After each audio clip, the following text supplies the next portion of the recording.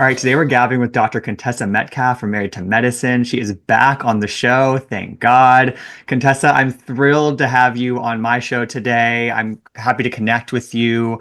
How are you doing? I am amazing. I have zero complaints. Like, this has been literally the best year. We bought a building a couple of years ago. We set it on for our entire calendar year because we still were under lease for our other place, and we're building out the new practice. And so I just have to say, God is good. It's amazing. Family, It's everything's good. exciting. And I It also is. feel like you and Scott also came back into this show like feeling a lot lighter and just like maybe Yeah. more connected. I kind of immediately felt that from you too. Yeah, it was a rough couple of like 5 years. So just for perspective, this is our 20th wedding anniversary this year. Wow. Wow. Yeah. Congratulations. That's Thank amazing. you. Thank you. And so you just think about the ebbs and flow of any Yeah, relationship, whether it be parents, siblings, spouses. Like, we kind of grew up together, right? And then had three kids and careers, and just it's just been so much evolution. So we really had to like figure out kind of where we stood with each other in this current space and place in our lives. And so it's just we kind of made a decision, a recommitment to one another. And I think it made all the difference. that's amazing. And it's funny because I just had Robin Dixon, who was on Potomac. She just got out on the Traders, and I just had her on my show, and I was talking about her time away from Potomac and how she's like very much enjoyed it and just kind of having some space from the show and how that's kind of helped her even just mentally and reconnecting with her family. Do you feel like time away from the cameras helped you in that regard? Absolutely, because I feel like there was this narrative of like, of course you hear it over and over again from Heavenly, which is insane. That Scott was abusive, and and it was like I'm playing into what people are saying and not what I'm experiencing and feeling, and having to answer for questions that I don't even have, right? Issues that I don't even have. So those really did impress on our relationship, and we didn't have a chance to really settle what our real true issues were, which was really that we had grown apart. We Hmm. weren't friends anymore. We were really kind of this business relationship where it was all about the kids and taking care of bills and responsibilities, and there was no like romance and no us, just he and I. And it just got to a point where, just like unfortunately a lot of my friends, just you start deciding, like, do we really have anything in common anymore? Do we really have anything in common anymore? And do we really still want to be together? Or if it's just about the kids. Right. So it helped to be away, because it was like, let's get back to what we really have as our issues, as opposed to almost trying to answer the questions that the audience had. For sure, for sure. And just before we get too deep into it, I'm curious in your words, just like why you weren't on the show last season. Yeah. Because as a viewer, it's like the show is so special because a lot of the OGs are still there. It's a very intact group every single year, and it's so hard to find people like yourself who were able to sort of really kind of get into the group and find their footing. And so to not have you there, because it's so rare to find somebody who can do that, I was disappointed as a viewer, you know? Now, and I think honestly, that's really respectful, and I really appreciate that. But I felt like last year was kind of this. It was like an evolution of the show, and honestly, I think it was a good time for it to be figuring Sure. out like what T's place is going to be, why Phaedra's there, like, and it just was a good time for me to kind of focus on me and my life and my Okay. stuff, and let the show develop in the way that it was going. And I will tell you that even last year, I say over and over again, it would have been challenging for me to say, man, let's bring an X back into the group, and then figuring out like how to balance, like, how am I friends with this new person and then also still friends with this. I mean, it was just really, it was a lot. It's So I almost don't it's even almost know. like you got to I avoid the tough part of really did getting her into you the said group. it. Because and even when I came to the wedding, right? Because I did. I even I told T, because Quad and I are sorority sisters. So Hmm. even deeper than just being friends, we're sorority Yeah. sisters. And so I even told T, it's like, man, you just feel like I felt like I was cheating on Quad a little bit by getting to know her and becoming her friend. But on the same token, I mean, that kind of happens all the time, because again, I'm almost 50 years old. I have a lot of friends who've kind of gotten remarried, and then you try to figure out a way for them to navigate it. And just to be honest, my mom got divorced from my dad, and my stepfather was actually, previously married. My mom and my stepmom, his ex-wife were friends. We went to the same Yeah. church. It was the Small weirdest thing world. in the world to Yeah. me, but they were able to make it make sense because they had a kid together. And so we would have family dinners and everything together. We have holidays together. but it was tough. It was tough for me to figure out and understand how that was going to work out. And so I'm kind of glad I was able to avoid that. So then this season, I mean, it seems like you've been pretty much able to have those two separate friendships for the most part, right? Like, I Well, mean, let's be honest. I was able to avoid how to make it make sense. At this point, it's already the status quo. And sure. that's what that's why I think this year has been such a challenge, because it's almost like we like T when we don't like Quad, but when we like Quad, we don't like T.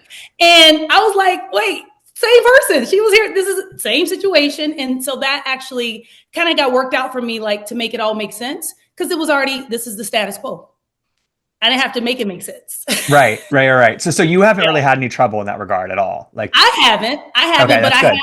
I've had some splaining to do, I think, when it comes to talking to T and kind of saying to T, look, I'm not the kind of girl that talks about somebody behind their back. So it's not like I play to the audience, right? I'm just, and if you know Right. me, if you know me, if you watch me, I'm the same person all the time, right? I'm Yeah. a truth teller. So when I'm with Quad, I'm not like talking about T. And when I'm with T, I'm not talking about Quad. And even actually, I always kind of say, leave me out of it. Whatever this mess is, you guys can keep your mess. Yeah, it's really, the mess is really with the ex. Like, you really don't have an issue. You shouldn't. You guys really shouldn't have an issue because you both kind of chose to be in the space and place where you are. Right. So Right. And obviously, things got hit ahead when on this past episode when finally, I think yeah, the viewers have been waiting. I've I been seeing over agree. and over again. It was fake as hell for them to try to act like it was no like stress. Well, it almost 100%. feels like it almost feels like what everyone expected to happen last season, and then it almost. I mean, so I think some of the women, Toya sort of pointed this out in the last episode. It almost took Quad having a man around who she seems to be in a good place with for it to almost pop off in the way that it did. Do you think that that was sort of the factor that changed it? I would say that if it wasn't for the fact that, I mean, let's just be honest. Quad was poking the bear. Right. And the bear could have walked away. The bear could have chosen not to be poked. But I mean, that's kind of what they do to each other. There's been some jabs back and forth for both of them for the last couple of years. But they've been somehow, I think it's a challenge when you're a woman and you have an issue with a man. You kind of can get emboldened when you do have your guy with you, because Sure. you're like, oh, I have somebody who's with me to have my back. And so now some of the stuff I think she's been sitting on and wanting to say, she didn't get to say before because it was just her by herself. Right. Yeah. So, yeah. Watching that back though, because I was trying to figure out, because I watched it again, as I told you, and like I was like, wait, was it Quad who started? T did say that she was lying about how many times they were having sex a week, and that was sort of the first direct poke. And Quad obviously was poking a lot, but it went both ways, I think. You know what? I'll be honest. Because again, I've been there, right? I've been there, done that, where you have broken up with somebody, but you still kind of want them to kind of be into you. Right. Right? I just got to say that. I think there's this element of like thinking that somebody is still into you makes you holding feel the flame. Yeah. Yeah. And the idea that somebody is over you, like, I'm married for almost 20 years. I still want my exes to be carrying a flame for me. I just right. It's a mental thing. You kind of Yeah. still want that. You kind of feel good when somebody like says, you know what, you're my first love. I am. You still think about me. Thank you. Like, it's just something that's in you. And then it's an ego thing where you're just like, oh, wait, you ain't having daydreams about me anymore. Like, you're completely over me. So right. I don't know. Right. Do you feel like, because I feel like some of the group, not everybody, sort of want Quad to be more like quote unquote like respectful of Dr. G coming into the show with T a little bit, even though like she's no G of the show, and she's made accusations about him and their relationship in the past, so it's not like a clean slate necessarily for them. So I feel like some people are sort of pushing Quad to be one way, which doesn't really need to be, No, I think neither one of them need to be any certain way. I think they made a conscious decision to not be together. And it's almost like you watch some of the other shows where people gotten divorced famously, right? And they're still able to, flip houses together, figure it out some way to keep it going. But you don't have to, I think sometimes reliving the past is where it kind of gets a little toxic, because people want to like have their way be the way that it was, right? No, the issue was I broke up with you. No, I broke up with you. That doesn't matter. You guys decided not to be together. It's done. Mm-hmm. And so that's the part when it comes to like rehashing and who hurt who. then that's when you start thinking there's some work that still needs to be done from a healing perspective. And that was my fear last year. Like, this could be very triggering for them to be obligated to be in the same space and place together on a frequent basis, because it's going to be hard even for T to hear somebody talking about her man, about her husband. You understand her response as well, because you're going to defend the person that you love. Of course. Yeah. And it's one of those things where it's like, yeah, it's one of those things where, sometimes people say reality TV is so good for, my relationship or my friendship because it forces the issue and we have to talk about things. I feel like maybe you would say that about you and Scott having to talk about certain things. Right. But sometimes with like Quad and Dr. G right now, I'm like, I'm not sure it's the best thing to put them in the same, not now. Place. I mean, now I thought that, but they've been kind of faking it so good that they've been making it make sense. Yeah, you're right. Now it was that's the point. It was right below the surface. And it's been something that I think at least Quad has been wanting to get out. And so now she has an opportunity to do so. And honestly, I can't tell anybody how to behave because I couldn't imagine myself in that situation. Yeah, totally. Yeah. Switching gears a little bit, Contessa, obviously you left the show on uneven terms with Heavenly and you're coming into the show on uneven terms with Heavenly, and things have been said on both sides. We've seen an argument between you and her on that first trip. What I guess first, like, what was it like watching that whole situation back on that trip to Florida? I will be honest. I'm glad they didn't show the whole situation. Oh yeah. I'm glad think about it. We were going back and just first and foremost, you've never seen a 43 second fight. So it was very triggering for me. And had I seen all of it back, and even had you seen me like sitting there at the table and listening to some of the stuff she said before I actually got up from the table and almost, made her eat her words, so to speak. Fuck up, right? Or square up. Is that what it was? Square up? Yeah. That would have been a lot, because there was also, just remember too, I'm not an only child. I have a sister and a brother. And I think there's a respectability that, one, my mom should have never been a part of the conversation. And two, when you hear those things over and over again, even if you're at a place where you're just like, what, let that go. We moved on. We moved forward. You hear it again. You just like, man, you get mad all over again. So I think it was just enough to show why I responded the way I did. But everything else, it was just a lot. It was a lot. It got really dark, and it was so dark that I'm telling you, I probably would have regretted my decision if I had gotten Right. Is there something that you wish had been, even though you're glad the whole thing wasn't shown? Was there? Okay. So we saw enough.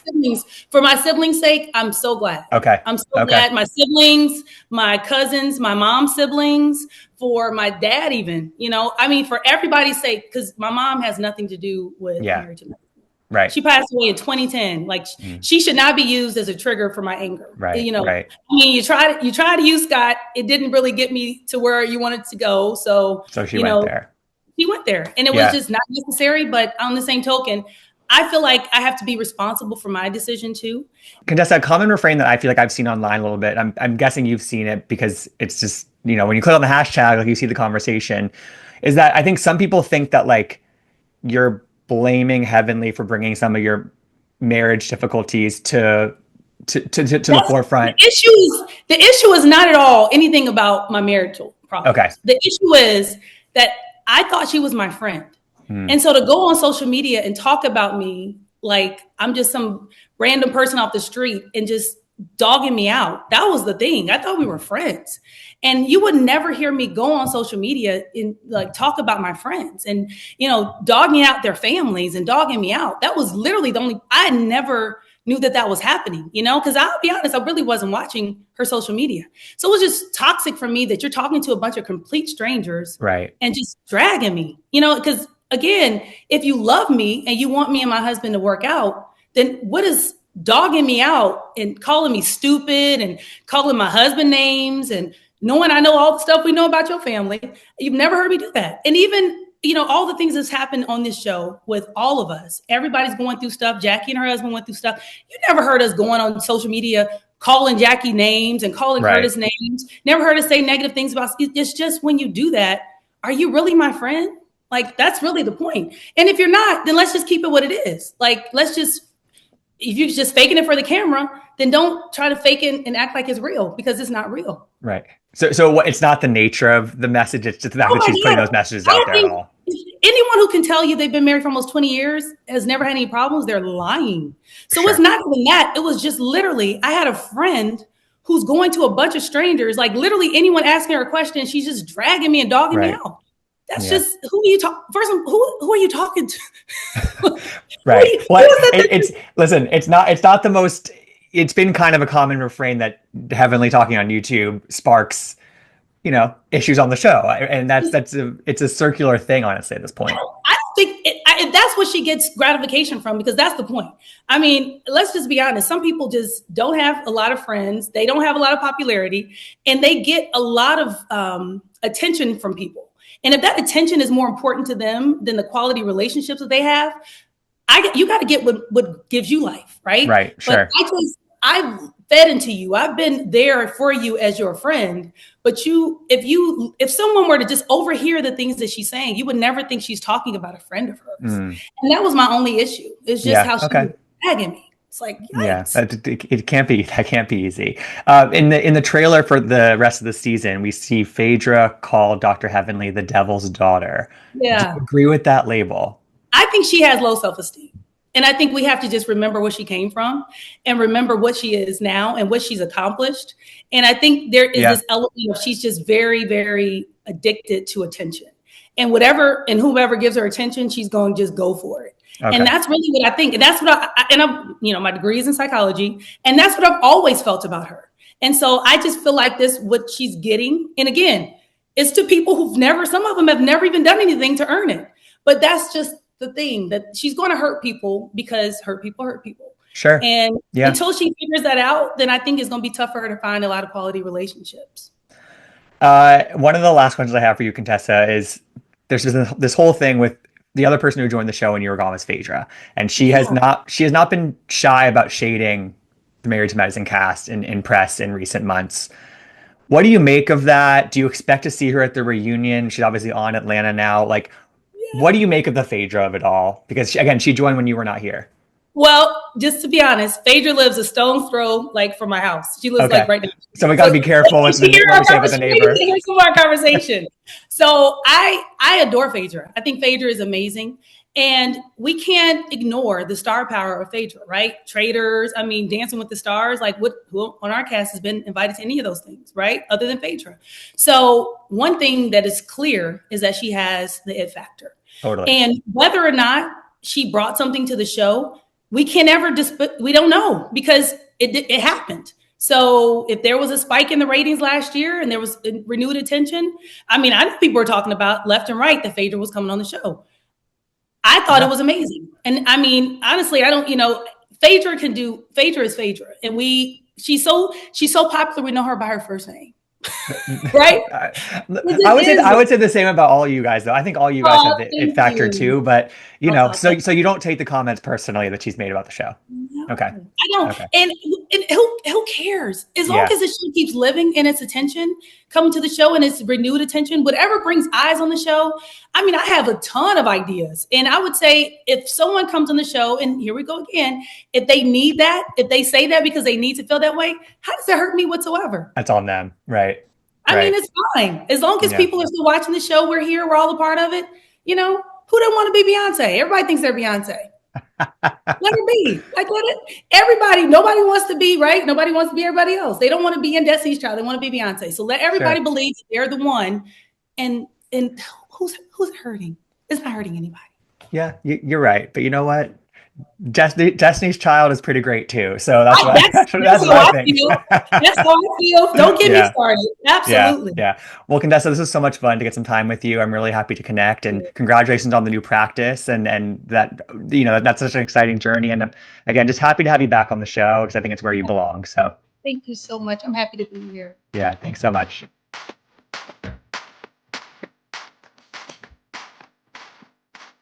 I want to gab.